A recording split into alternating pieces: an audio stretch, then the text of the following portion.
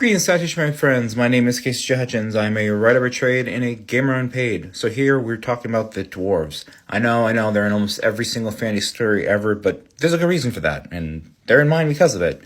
So, dwarves stand about 4 feet tall, and they are great warriors and smiths. Particularly the last part, because creatures from all over the world of Magi Totem will come to get either fantastic treasures or powerful armor and weapons made by them. The only other creature I can think of off the top of my head that rivals them are gremlins. But we're not talking about gremlins, we're talking about dwarves. It is not uncommon to see a dwarf by themselves or in a group of 4 out in random pockets of the world of Magi Totem. However, they do gather in 2 places, a kingdom in Gracia and the dwarven kingdom of Scape Uvel, which is under the land of Petrum. Scape Uvel is under the mountains, and it is made of several corridors, tunnels, caverns, halls of stone that were carved by the dwarven people. So, that kingdom was founded by Scapesme, the greatest dwarf that ever lived. Scapesme was given such a title and thought of so highly because he crafted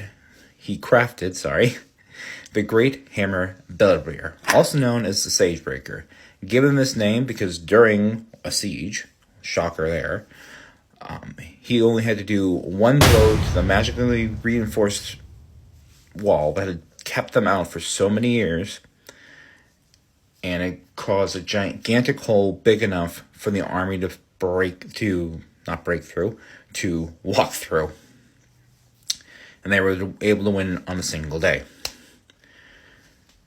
How he was able to accomplish this is that the hammer was made of agnostal, which is an unbreakable metal. How he was able to even craft it or to find it, nobody knows, because he didn't share it. He just came onto the battlefield one day after being in his forge for like a week. Since then, the hammer's been lost to time, so they weren't able to replicate it either. It was only that one time or not that one time, but he was the only one to have owned something of that value. Doesn't mean the dwarves slacked off, though. They always came up with the creative weapons and armor later on. Just not to that level. For our story's sake, you will meet 2 dwarves. King Alfric, who is the current ruler of Scape Uvel, and Sindri, who is going to be joining Xerxes' company. He's a bit different from the other dwarves that they talk to because he speaks very smoothly and very,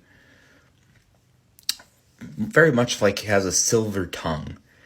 Ironic, given he's a dwarf, I know. So he speaks very eloquently, and he's a lot more creative than his fellow dwarves. Because you see, they've started to lose their luster over the years due to the oppression they've been feeling between the Omnis and Delcy. So, a lot of them have lost that spark of creativity they once had. Sindri still has his, and you'll find out why and what I'm referring to maybe in another video, or you can read the book yourself, which is Scars and Scales by Casey J. Hutchins.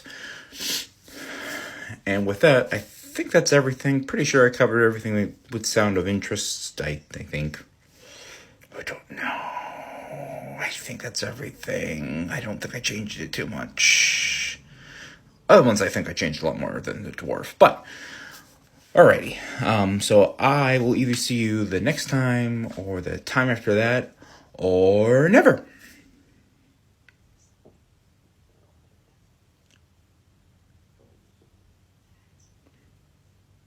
Bye-bye.